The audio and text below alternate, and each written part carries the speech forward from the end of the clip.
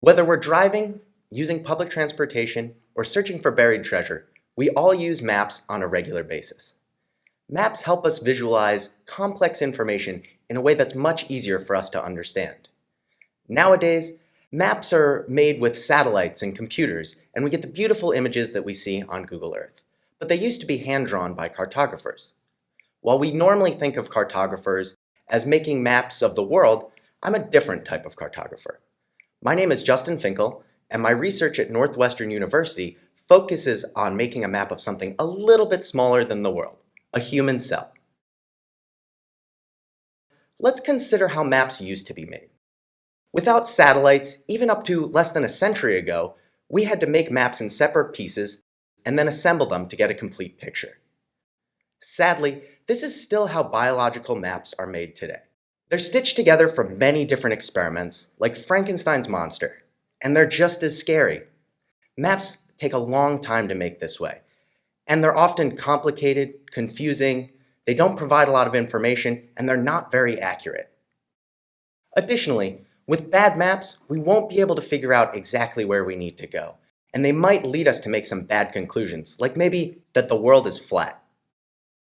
I want to bring map making for cells into the 21st century. It's time we had something like Google Earth so that we could see all of the microscopic parts of a cell interacting together.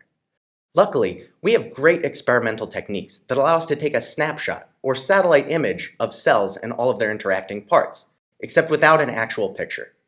However, cells are very complicated, with millions of microscopic parts constantly interacting with each other, and it can be hard to understand what this data shows.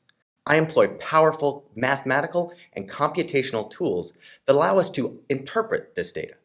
One such method, aptly named lasso, computationally looks through all of this data and allows us to pull out the important parts. In this way, I can begin drawing the roads on my cellular map.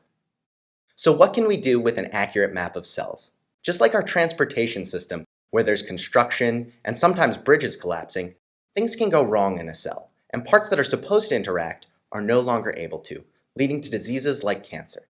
With a cell map, we'll be able to find out exactly which parts are no longer able to interact, and doctors can act like Google Maps, finding new routes and developing therapies that will better treat human illnesses. With an accurate cell map, we'll finally be able to harness the true power of biology and do amazing things. Future researchers will be able to redraw the existing map and design cells to do things like purify water, gobble up pollution, produce fuels, and do so many more revolutionary things. But we need to start making an accurate map now. I'm building that cell map today so that we can get where we need to go tomorrow.